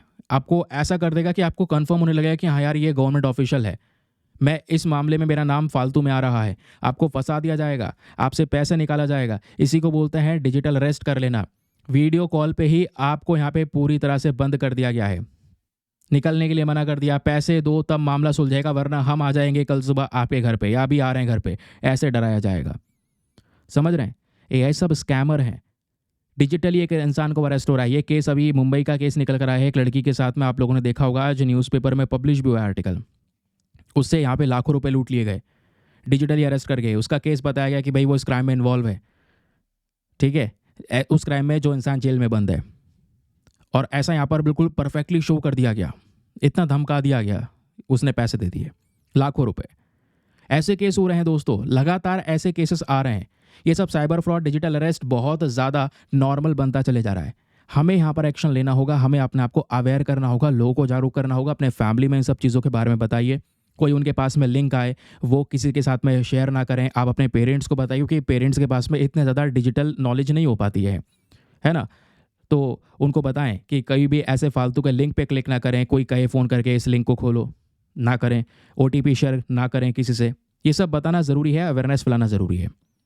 फिर दोस्तों, Indian cyber crime coordination centre, that is I4C, ये पर्टिकुलर सेंटर हम लोगों ने तैयार कर रखा है। इस सेंटर के अकॉर्डिंग ये बोला जा रहा है कि इस तरीके से डिजिटल अरेस्ट या साइबर फ्रॉड्स बढ़ रहे हैं, और इसके बढ़ने की वजह से आने वाले नेक्स्ट ईयर में अगर हम देखेंगे, इंडिया को अपने टोटल जीडीपी, जो हमारी टोटल अर्थव्यवस्था इकॉनमी है, उस टोटल जीडीपी का रफली 0.7% हमको घाटा हो सकता है। इतना ज़्यादा पैसा हम लूज़ कर सकते हैं, 1.2 लाख करोड़ रुपए लूज़ कर सकते हैं। यह है साइबर फ्रॉड। अब साइबर फ्रॉड का सिनेरियो स्पेशली भारत में क्या है और भारत में कहाँ पे स्टैंड करता है, ये ज़रा सुनिएगा। ये थोड़ा इंपॉर्टेंट डिटेल है, ये वाली स्लाइड बहुत काम की है, ठीक है, जिसको आप एज अ डेटा यूज़ कर सकते हैं कहीं पर भी। ओवरव्यू अगर आप देखते हैं दोस्तों, तो भारत के अंदर में approximately 658 million internet users present हैं। इंडिया में 658 मिलियन इंटरनेट संख्या ज़्यादा है, तो इंटरनेट चलाने वाले लोगों की संख्या धीरे धीरे बढ़ती चली गई। आज दुनिया में दूसरी सबसे बड़ी आबादी है जो इंटरनेट के साथ में प्रेजेंट है, वो भारत में है। एक रिपोर्ट आती है the threat labs 2024 fishing report. ये रिपोर्ट यहाँ पर रिलीज की गई है एक साइबर सिक्योरिटी फर्म की साइट से जिसका नाम है जेड स्केलर।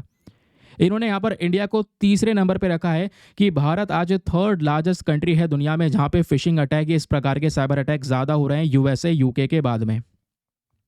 समझ रहे हैं? फिर यहाँ पे क्या है, इंडिया को कहीं ना कहीं अगर हम देखेंगे पिछले कुछ समय पर तो साइबर सिक्योरिटी को लेकर चीज़ें इंप्रूव भी हुई हैं। बहुत सारे स्टेप्स हम लोगों ने उठाए। ग्लोबल साइबर सिक्योरिटी इंडेक्स में हमारा जो स्कोर है वो यहाँ पर इंप्रूव हुआ है। हम दुनिया में वादा कर रहे हैं कि हम स्ट्रॉन्ग कमिटमेंट लेकर चलेंगे, साइबर सिक्योरिटी को प्रमोट करेंगे, लोगों को ऐसे हाल में फंसने नहीं देंगे। इसलिए इनिशिएटिव उठाए गए। पीएम मोदी अभी यहाँ पर इस वजह से इस स्पीच में इस टॉपिक के ऊपर ज़्यादा जोर भी दे रहे हैं, क्योंकि अगर आप इतिहास देखेंगे, कुछ एग्जाम्पल आप सेट कर सकते हैं, तो ऐसे बहुत सारे केसेस आ रहे हैं, चाहे वो 2018 हो, 19, 20, 21, 22, 23, लगातार हर साल बड़े बड़े साइबर अटैक्स या साइबर फ्रॉड्स भारत में हुए हैं। पिछले साल एम्स वाला केस आप लोगों ने देखा होगा जो डेटा लीक हुआ था। फिर यहाँ पर पेगासस स्पाईवेयर वाला कैनरा बैंक अटैक देखा था 2018 के अंदर में, जहाँ पर एक हैकर ने कुछ डिवाइसेस का यूज़ करके 20 लाख रुपए चोरी कर लिए थे। फिर आधार डेटा जो यहाँ पर ब्रीच हुआ 2018 के अंदर में, उसको लेकर रिपोर्ट आई थी। तो आप समझ रहे हैं ये जो सिनेरियोज हैं साइबर फ्रॉड के, ये बहुत ही ज़्यादा बड़े लेवल पर हैं। ये कुछ यहाँ पर आप डिटेल्स वगैरह सेट कर सकते हैं, लेकिन इसके कुछ सोल्यूशन आपके सामने होंगे। आप साइबर फ्रॉड से कैसे बच सकते हैं?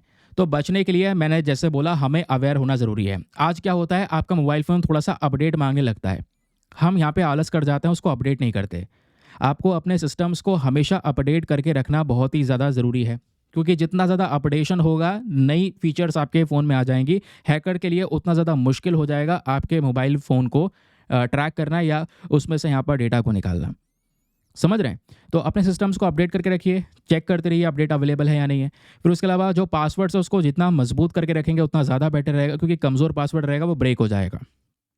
फिर उसके अलावा कोई भी लिंक आपके पास में आता है तो उस पर क्लिक करने से पहले आपको बहुत बार सोचना है। ऐसे फालतू में क्लिक नहीं करना है किसी भी लिंक के ऊपर में। काम है कुछ, आपने कुछ शेयर किया है तभी देखिएगा, अदरवाइज़ किसी चीज़ के ऊपर में फालतू में कोई क्लिक ना करें। और अपने फ़ोन के अंदर में एंटीवायरस जैसी चीज़ों का यूज़ करें ताकि किसी प्रकार का कोई वायरस ना जाए, क्योंकि यही सब वायरस दोस्तों आपके मोबाइल फ़ोन को कहीं ना कहीं शिकार बना देंगे साइबर सिक्योरिटी का, क्योंकि इसमें वायरस भी होते हैं बहुत सारे। एग्जाम्पल है स्टक्सनेट का, फिर वॉर्म है, स्पाईवेयर है, रैंसमवेयर, एडवेयर, रूटकिट, बोटनेट। ये सब दोस्तों अलग अलग प्रकार हैं मेलवेयर के। ये सब सॉफ्टवेयर्स हैं अलग अलग जिसके माध्यम से ये साइबर अटैक किया जाता है लोगों के पास में। समझ रहे हैं? क्लियर हो गया ये पर्टिकुलर इशू की मामला क्या चल रहा है? चलिए फिर आगे आते हैं। अब है दोस्तों आज का मेंस का क्वेश्चन। इसी साइबर सिक्योरिटी वाले इशू पर आज का मेंस का प्रश्न है, तो इसको अच्छे से अटेम्प्ट कीजिएगा। क्वेश्चन क्या बोलता है? Examine the growing menace of cyber fraud in India and it's financial impact on the economy.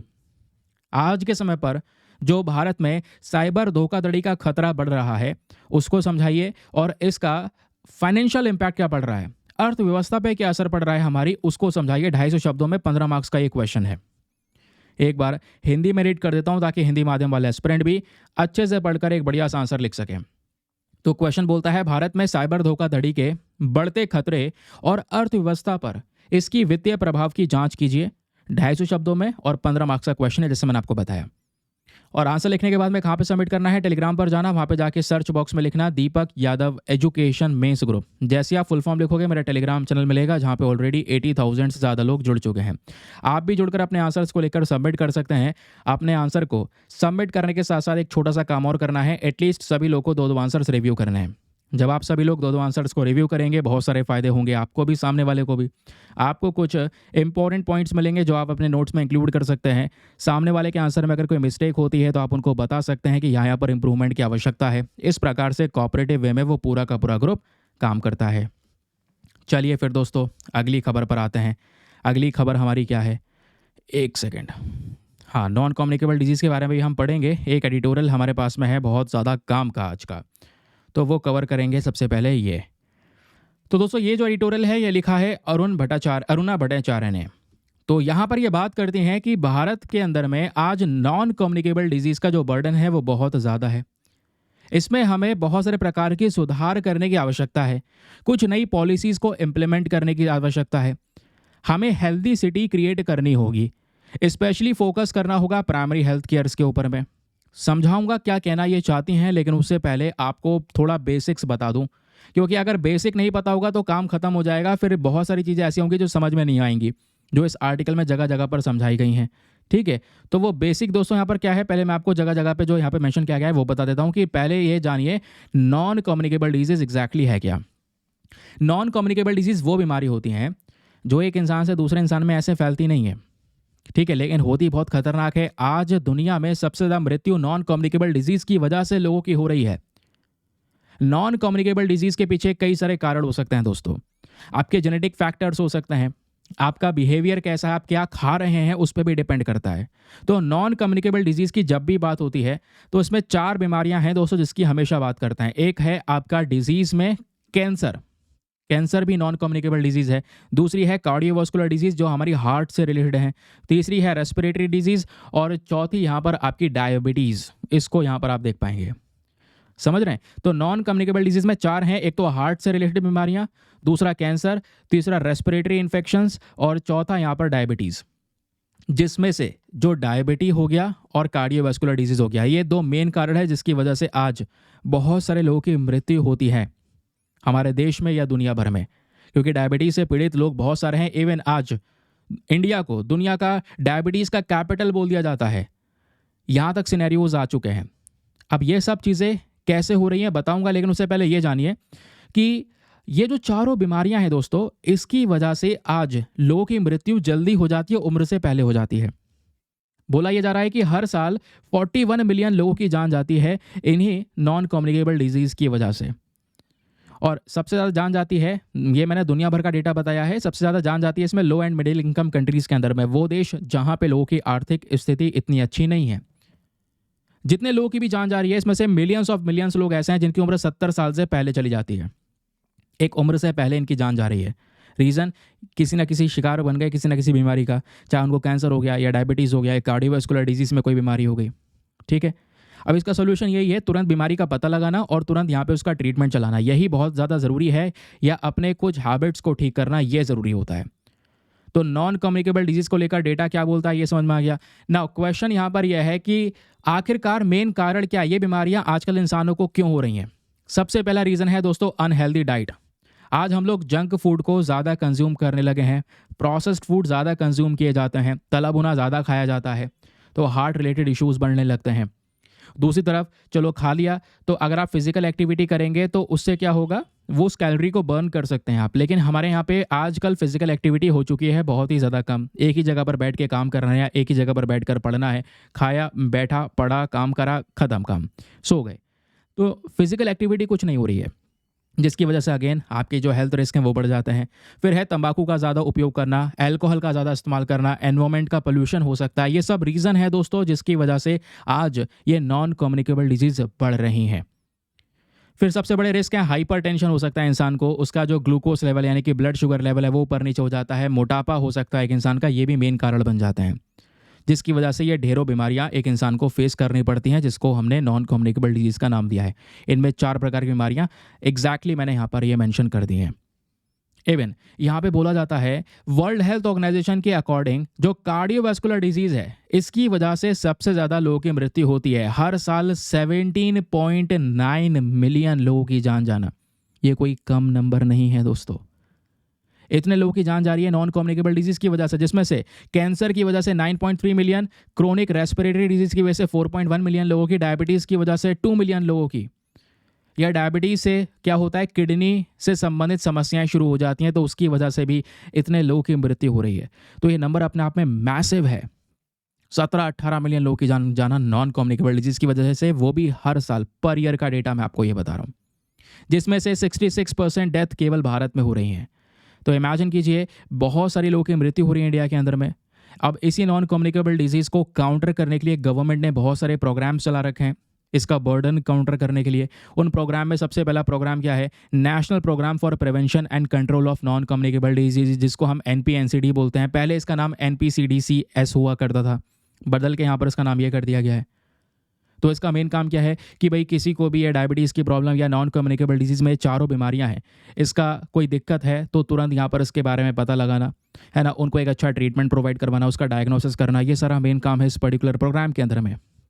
फिर दूसरा जो यहाँ पर प्रोग्राम है दोस्तों, वह है Indian hyper tension control initiative. तो ये जो इनिशिएटिव है, यहाँ पर इंडिया ने 25% का टारगेट रखा है कि 2025 तक हम भारत में 25% तक ये हाइपर टेंशन की समस्या को कम कर देंगे, क्योंकि भारत में हाइपर टेंशन भी एक बड़ी समस्या है। कई बार मैंने आपको हाइपर टेंशन के बारे में पढ़ाया है, ब्लड प्रेशर के बारे में पढ़ाया हुआ है ना। तो चलिए, अब ये तो आपने बेसिक समझ लिया कि कितनी बड़ी समस्या है ये हमारा नॉन कम्युनिकेबल डिजीज़। अब राइटर क्या बोलती हैं, ज़रा इस बात को सुनिएगा बहुत ध्यान से, कान खोल लो, मैं पढ़ा रहा हूँ, सुनते चलना, ठीक है। अब ये बोलते हैं कि हाल ही में एक केस आया और वो केस था बेंगलुरु मेट्रोपॉलिटन ट्रांसपोर्ट कॉरपोरेशन की साइड से। उस पर्टिकुलर कॉरपोरेशन से एक बस ड्राइवर थे। अब बस ड्राइवर को अचानक से कह सकते हैं कि हार्ट अटैक आ गया। जब वो ड्यूटी पे काम कर रहे थे, अचानक से हार्ट अटैक आ गया। और ये हुआ कैसे? उनकी हेल्थ ज़्यादा अच्छी नहीं थी उसकी वजह से। और राइटर बोलती हैं ऐसे एक केस नहीं है, ऐसे ढेरों केसेस हैं हमारे सोसाइटी के अंदर में जिसको हम इग्नोर कर देते हैं। सबसे पहली चीज़, हमारे शहरों में अगर आप देखेंगे तो शहर, मतलब आप इंडिया में देखोगे स्पेशली शहरों के अंदर में छोटी छोटी गलियां हैं, छोटी छोटी गलियों के अंदर, पतली पतली गलियों में ढेर सारे घर बने हैं, लोग वहाँ पे बसे हुए हैं। तो ऐसा यहाँ पर घर आपको देखने को मिल जाएंगे। बहुत ज़्यादा कंजेस्टेड एरिया बन चुका है, अर्बन एरियाज़। शहर में लोग बढ़ चुके हैं, शहरों की संख्या बहुत इंक्रीज़ हो चुकी है, शहरों पे बर्डन बहुत बढ़ चुका है।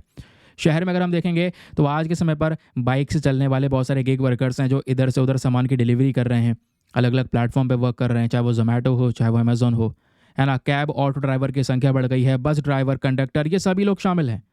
हमारा जो शहर है यहाँ पर साफ़ सफाई जो आपको दिखाई पड़ती है, उसके पीछे का रीज़न है ये साफ़ सफाई करने वाले लोग जो सुबह सुबह आपके उठने से पहले यहाँ पर रोड साफ़ कर जाते हैं। रोड पे कह सकते हैं कि एकदम झाड़ू वगैरह लगा जाते हैं। आपका घर से कचरा जा रहा है, उसके पीछे ये सब लोग प्रेजेंट है दोस्तों। लेकिन ये सब लोग अपने हाइजीन का ध्यान नहीं रख पा रहे हैं, अपने साफ़ सफाई का ध्यान नहीं रख पा रहे हैं हम सबको साफ़ सफाई प्रोवाइड करवाने के लिए। बहुत सारे लोग ऐसे हैं जिनका कोई भी प्रॉपर हेल्थ इंश्योरेंस नहीं है। आज इंडिया में बहुत सारे लोग हैं जिनका हेल्थ इंश्योरेंस नहीं है। आप लोगों को फिर से, मैं पहले भी एंकरेज कर चुका हूँ, आप लोगों को भी एंकरेज करूँगा, मेक श्योर करें अपने फैमिली में सभी लोगों का हेल्थ इंश्योरेंस ज़रूर से लें। वो हेल्थ इंश्योरेंस वाकई में बहुत ज़्यादा हेल्प करेगा आगे आपको, ठीक है, अगर ज़रूरत पड़ती है तो। फिर यहाँ पे बात आती है पुअर इम्प्लीमेंटेशन ऑफ पॉलिसीज़ के बारे में, ठीक है। अब ये क्या है मामला? राइटर का कहना यहाँ पर यह है कि हम ये डिस्कस कर रहे हैं कि भारत के अंदर में नॉन कम्युनिकेबल डिजीज़ का बर्डन बहुत ज़्यादा है। वैसे दुनिया भर में है लेकिन इंडिया में भी ज़्यादा है। तो हमारे पास में बहुत सारी ऐसी पॉलिसीज़ हैं जिसको हमने चलाया तो है नॉन कम्युनिकेबल डिजीज़ से लड़ने के लिए, लेकिन वो पॉलिसीज़ करंट समय पर सही तरीके से काम नहीं कर पा रही हैं। रीज़न क्या है? रीज़न यह है कि शहरों का जो डिज़ाइन स्ट्रक्चर है वो बहुत तेज़ी से बदल रहा है। लोग शहर की तरफ बढ़ रहे हैं, जिसको हम बोलते हैं अर्बनाइजेशन, यानी शहरीकरण होना, ठीक है। आज दुनिया में जितनी पॉपुलेशन शहर में रह रही है, ये फिगर 2050 तक 70% तक चला जाएगा, यानी दुनिया भर की 70% संख्या जो होगी वो शहरों में रह रही होगी, गाँव में बहुत कम लोग रह रहे होंगे। तो इंडिया का जो वर्क फोर्स अगर आप देखेंगे तो इसमें सबसे ज़्यादा लोग ऐसे हैं जो इंटर स्टेट माइग्रेट करते हैं, यानी एक राज्य से दूसरे राज्य में जाते हैं काम करने के लिए। बताया जाता है 2011 की जो जनगणना है उसके हिसाब से अप्रॉक्सीमेटली लगभग 41 मिलियन लोग ऐसे हैं जो एक राज्य से दूसरे राज्य में जाते हैं काम करने के लिए। ये भी सिनेरियोज़ इंडिया में ही आपको देखने को मिल जाते हैं, है ना। बहुत सारी अर्बन पॉपुलेशन आपको देखने को मिलेगी जो स्लम एरियाज़ में रह रही है, यानी शहर में भी ऐसे एरियाज़ हैं जो बहुत ही ज़्यादा कह सकते हैं गड्ढे में बने हैं, वहाँ पे साफ़ सफाई नहीं है, उन स्लम एरियाज़ में झुग्गी झोपड़ियों में रह रहे हैं, है ना। मुंबई में आप देख पाएंगे बहुत सारे रीजन ऐसे हैं, है ना, धारावी का नाम सुना होगा, स्लम एरियाज़ हैं बहुत बड़े बड़े, जिसकी वजह से शहरों के अंदर में हेल्थ बर्डन लगातार इंक्रीज़ हो रहा है। पुअर अर्बन कम्युनिटीज़ अगर आप देखेंगे, शहरों में दो प्रकार के लोग हैं। एक तरफ जिनके पास में अच्छा खासा पैसा है, आराम से अपना जीवन व्यतीत कर रहे हैं, बट दूसरी साइड में बहुत सारे लोग ऐसे हैं जो रोज़ स्ट्रगल कर रहे हैं, है ना। उनके पास में इतनी आर्थिक स्थिति नहीं है, पुअर पीपल हैं, उनको हेल्थ बर्डन भी फेस करना पड़ रहा है, एनवायरमेंट से जो समस्या आ रही है, पोल्यूशन वगैरह, वो भी फेस करने को मिल रही है। उनको अच्छी हेल्थ केयर नहीं मिल पा रही, क्योंकि हेल्थ केयर बहुत महंगा है शहरों के अंदर, वो भी फेस करने को मिल रहा है। यानी हेल्थ क्राइसिस भी फेस कर रहे हैं, पैसा अच्छा नहीं मिल पा रहा है, रह नहीं पा रहे हैं सही से, और एनवायरमेंट का तो नुकसान उन पे पहुंच ही रहा है। तो आज सबसे ज़्यादा जो परेशानी में है वो है पुअर पीपल। पैसा है, सब कुछ हो जाएगा, आप हेल्थ पे भी ध्यान रख सकते हैं, हेल्थ केयर की फैसिलिटीज़ भी ले सकते हैं, इंडोर वे में रह कर अपने आप को सुरक्षित रख सकते हैं, पोल्यूशन से बचा सकते हैं, बट पुअर पीपल जो रोज़ कमा रहा है इंसान, वो क्या करे? फिर जो नेशनल डेटा है दोस्तों हेल्थ इंडिकेटर्स को लेकर, उसको देखेंगे तो ये बोलता है कि देखिए भारत के अंदर में टोबैको और अल्कोहल का कंजम्पशन भी होता है। ठीक है, आज इंडिया में हाइपरटेंशन बढ़ रहा है, डायबिटीज़ बढ़ रही है, ओबेसिटी रेट भी इंक्रीज़ हुआ है, मोटापा भी इंक्रीज़ हुआ है। तो इन सब चीज़ों की वजह से क्या होगा, वो हमने थोड़ी देर पहले पढ़ा, नॉन कम्युनिकेबल डिजीज़ फैलेंगी। नॉन कम्युनिकेबल डिजीज़ जो कि आपकी कार्डियोवास्कुलर डिजीज़, कैंसर, डायबिटीज़ या रेस्पिरेटरी डिजीज़ हो सकती हैं, वो सब इनकी वजह से ही होगा। तो नॉन कम्युनिकेबल डिजीज़ बहुत ही ज़्यादा साइलेंट डेथ है ये, जिसको हम इग्नोर कर देते हैं कई बार। और कई बार यहाँ पे हम लोग ये समझते हैं कि भाई क्या ही होगा, डायबिटीज़ है तो ठीक हो जाएगा, धीरे धीरे करके चल रही है ज़िंदगी, सबको है, बहुत सारे लोगों को है, तो उसको भी है, तो क्या हो गया। देखिए प्रॉब्लम यह है कि आज हम इसी चक्कर में अपने आप की सिचुएशन को समझ नहीं पाते।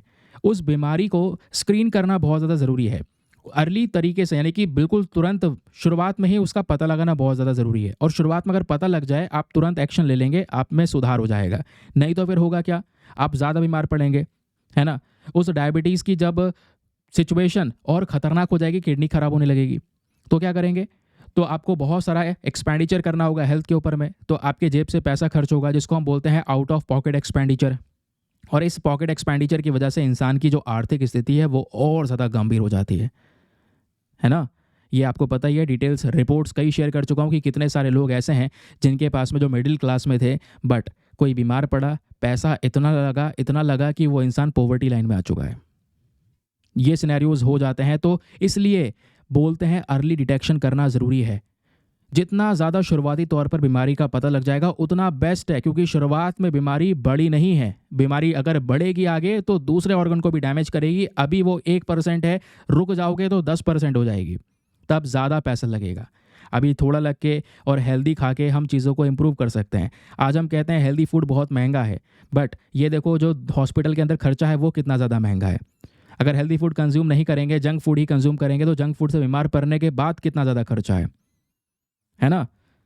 फिर उसके बाद यहाँ पे आप देख पाएंगे तो ये समय आ चुका है, राइटर बोलती हैं, एक एक्शन लेने का। और ये जो एक्शन है वो स्टेट लेवल पर लेना होगा।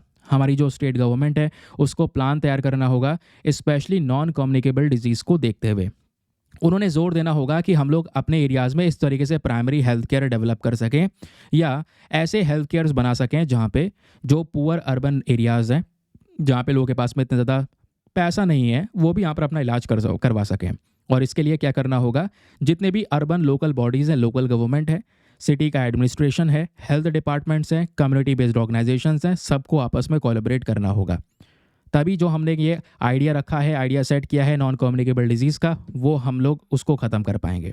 ठीक है, दूसरी बात, हमें थोड़ा सा अपने हेल्थ के इंफ्रास्ट्रक्चर को इम्प्रूव करना होगा, अच्छी फैसिलिटीज़ बनानी होगी, और बीमारी को डायग्नोस करने के लिए, पता करने के लिए हमारे पास में प्रॉपर तरीके के जो इक्विपमेंट्स हैं वो भी होने बहुत ही ज़्यादा ज़रूरी हैं। समझ रहे हैं। चलिए फिर अगले न्यूज़ आर्टिकल पर आते हैं। अगली खबर दोस्तों पेज नंबर 14 पर है। ये दोनों ही खबरें आपको पेज नंबर 14 पर नजर आएंगी। सबसे पहले यहाँ पर यह है, जो आज के समय के हमारे हेल्थ मिनिस्टर हैं जेपी नड्डा साहब, उनका कहना क्या है। उनका कहना है नए HIV के जो इन्फेक्शन है 2023 में वो अब की बार कम हुए हैं। ठीक है, न्यू HIV इन्फेक्शंस डिक्लाइन हुए हैं 44% से, और एड्स से होने वाली लोगों की जो डेथ है वो भी 79% से कम हुई है। ऐसा यहाँ पर बोला जा रहा है कि इंडिया ने बहुत सारे एफर्ट्स पिछले कुछ समय पर लगाए हैं, जिसकी वजह से दोस्तों आज जो HIV या एड्स से हो रहा समस्याएं थी वो कम हो चुकी हैं। 2010 में अगर हम देखेंगे तो ये समस्याएं बहुत ज़्यादा थीं, अभी के समय पर डेथ भी कम हो गई हैं। ये यहाँ पर जेपी नड्डा साहब का कहना है। फिर उन्होंने ये कुछ डेटा रिलीज़ किया है। उनका कहना है कि HIV इन्फेक्शन अभी भी कुछ एरियाज़ में ज़्यादा है, स्पेशली मिज़ोरम हो गया, नागालैंड हो गया, मणिपुर हो गया, या पंजाब आज कहीं ना कहीं थोड़ा चिंता का विषय बन रहा है HIV की वजह से। और क्वेश्चन यहाँ पर यह है, ये HIV इन्फेक्शन ये होता कैसे, इसके पीछे का रीज़न क्या है। दोस्तों कुछ लोगों के माध्यम से ये इन्फेक्शन फैल सकता है। जो हाई रिस्क ग्रुप यहाँ पर ऐड किया गया है आर्टिकल में, वो है सेक्स वर्कर का ग्रुप हो गया, ट्रांसजेंडर पीपल हो गए, माइग्रेंट्स हो गए जो इधर से उधर ट्रैवल कर रहे हैं। तो ये कहीं ना ग्रुप ऐसा है जिनको रिस्क ज़्यादा है, जिनमें HIV इन्फेक्शन ज़्यादा फैल सकता है। क्योंकि HIV बर्डन एस्टिमेशन की रिपोर्ट ये बताती है कि आज HIV का ट्रेंड कुछ स्टेट्स में है, थोड़ा बहुत है, आंध्र प्रदेश, कर्नाटका, तेलंगाना के अंदर भी यहाँ पर आपको देखने को मिलेगा। बच्चों में भी HIV देखने को मिल रहा है। अब भले ही हम लोगों ने कितना भी कंट्रोल किया हो या कितना भी कम किया हो, लेकिन इस बात को नकार नहीं सकते कि आज भी HIV के केसेस लाखों में प्रेजेंट हैं। 2023 की अगर हम केवल बात करेंगे तो भारत में लगभग 25 लाख से ज़्यादा ऐसे लोग हैं जो HIV इन्फेक्शन के साथ में जीवन जी रहे हैं, ठीक है, जिसमें से महिलाएं हैं, फिर उसके बाद कुछ बच्चे भी हैं जिनमें ये HIV के इन्फेक्शन नजर आए। तो भारत ने एक टारगेट रखा था 90 90 और 90 का टारगेट। ये टारगेट क्या है कि भाई आने वाले समय पर हम क्या करेंगे, 90% केसेस को डिटेक्ट कर लेंगे, पता चल जाएगा कि भाई इनको HIV का केस बीमारी है। फिर उसके बाद 90% को ट्रीटमेंट दिया जाएगा, एंटी रेट्रोवायरल थेरेपी जिसको बोलते हैं, उसके माध्यम से ठीक किया जाएगा। और फिर बाकी यहाँ पर 90% केसेस को हम लोग कम कर देंगे। ये 90-90 करके टारगेट था जिसको हम लोगों ने बाद में 95-95-95 कर दिया कि भाई अब ये जो हमने बाद में टारगेट बढ़ाया तो हुआ एक्चुअली में क्या कि 81% पीपल ऐसे हैं जिनके अंदर में एड्स है, जिनको आप पता लगा लिया गया है। आज के समय पर ट्रीटमेंट फैसिलिटीज़ इंप्रूव हो रही हैं, डायग्नोसिस फैसिलिटीज़ इंप्रूव हो रही हैं। 88% ऐसे हैं जिनको ये ऑलरेडी एंटी रेट्रोवायरल थेरेपी जो है ये दे दी गई है। 97% केसेस को ऑलरेडी कम कर दिया गया है। ये बेसिकली इस आर्टिकल में कहना है। तो जेपी नड्डा साहब यहाँ पर ये बोलते हैं कि HIV इन्फेक्शन को रोकने के लिए हमें एक हेल्दी लाइफ सिस्टम को अडॉप्ट करने की आवश्यकता है। अवेयरनेस फैलाने की ज़रूरत है इसके बारे में, क्योंकि कई बार HIV को लेकर लोग खुलकर बात भी नहीं कर पाते हैं सोसाइटी के अंदर में, समझ रहे हैं। तो ये है हमारा न्यूज़ आर्टिकल, लेकिन केवल इस न्यूज़ आर्टिकल से काम नहीं चलेगा, जैसे मैं हर बार आपको बताता हूँ, क्योंकि कुछ ना कुछ आर्टिकल में उसके पीछे डेटा छिपा हुआ है। काम है आपका खोज के निकालना, और वो करने की ज़रूरत नहीं है, मैं कर रहा हूँ आपके लिए। तो HIV डिजीज़ के बारे में दोस्तों आज हम बात करने वाले हैं। HIV होती क्या है, इसको लेकर कंसर्न्स क्या हैं, चलिए बात करते हैं। HIV का अपने आप में फुल फॉर्म है, इसको बोलते हैं ह्यूमन इम्यूनोडेफिशिएंसी वायरस, ठीक है। अब HIV शुरुआती तौर पे होता है, यही प्रॉब्लम जब बढ़ जाती है तो उसको बोलते हैं एड्स, एक्यूट इम्यूनोडेफिशिएंसी वायरस होने लगता है। तो आपको दिख रहा है ह्यूमन इम्यूनोडेफिशिएंसी वायरस, यानी एक इंसान की इम्यूनिटी पूरी तरह से कमज़ोर हो जाना या ख़त्म हो जाना। अब आपको पता है किसी भी व्यक्ति के लिए हेल्दी रखने के लिए उसकी इम्यूनिटी बहुत ज़रूरी है। अगर एक इंसान की इम्यूनिटी स्ट्रांग है, वो किसी भी बीमारी से लड़ सकता है। इम्यूनिटी अगर बहुत ज़्यादा कमज़ोर है, बहुत ज़्यादा वीक है, छोटी से छोटी बीमारी उसके लिए जानलेवा हो सकती है। तो HIV में यही होता है। HIV एक ऐसा इन्फेक्शन है जहाँ पे बॉडी का इम्यून सिस्टम पड़ जाता है बहुत ही ज़्यादा कमज़ोर, इतना कमज़ोर कि हल्की फुल्की बीमारी जानलेवा हो सकती है एक इंसान के लिए। और यही HIV का सिनेरियो जब और ख़तरनाक हो जाएगा, ये और बदतर तरीके से बढ़ने लगेगा, तो इसको बोलते हैं एड्स। एड्स जो है दोस्तों HIV के बाद की स्टेज होती है, दोनों एक ही हैं। ये इन्फेक्शन कब होता है, जब बॉडी का इम्यून सिस्टम पूरी तरह से बर्बाद हो जाता है इस HIV वायरस की वजह से। अब HIV वायरस में होता क्या है, HIV वायरस में ये वायरस हमारे बॉडी में CD4 सेल्स को अटैक करता है। CD4 सेल क्या है, एक प्रकार के वाइट ब्लड सेल्स जिसको हम बोलते हैं T सेल।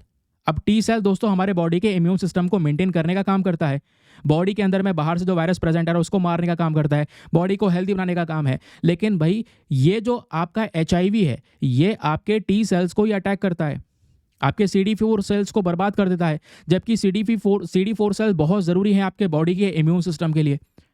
तो जैसे ये वायरस बॉडी में एंटर किया, अब ये HIV बार बार मल्टीप्लाई होने लगता है, और मल्टीप्लाई होते होते हमारे CD4 सेल्स को बर्बाद कर देता है, जिससे एक इम्यून सिस्टम, जो इंसान का इम्यून सिस्टम है, वो डैमेज हो जाता है।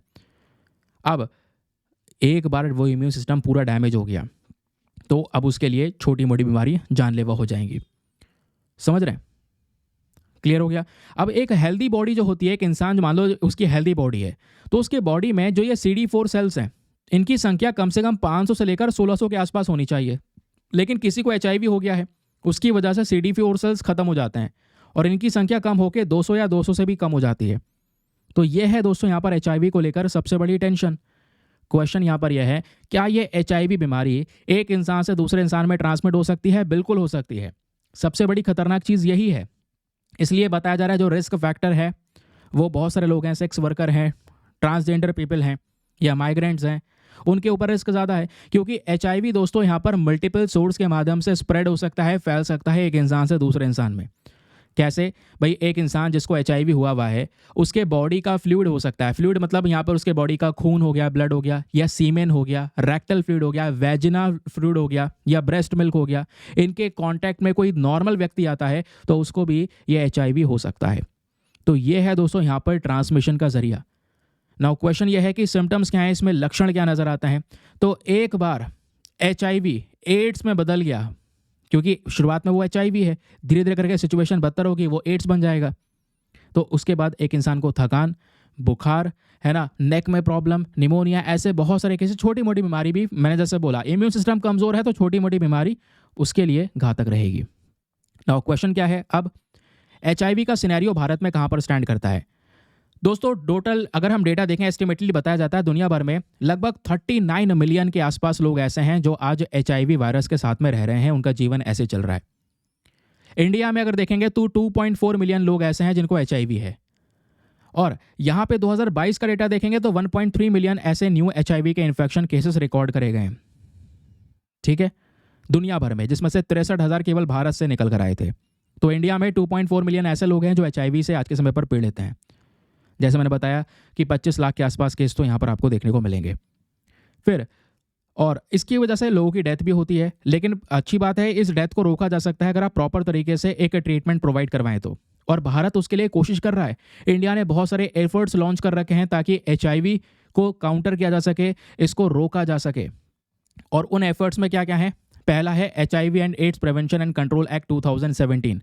ये पर्टिकुलर जो एक्ट है दोस्तों, इसके तहत सेंट्रल और स्टेट गवर्नमेंट दोनों साथ में मिलकर वेरियस स्टेप्स उठाते हैं ताकि HIV एड्स के स्प्रेड को होने से रोका जा सके, फैलने से रोका जा सके।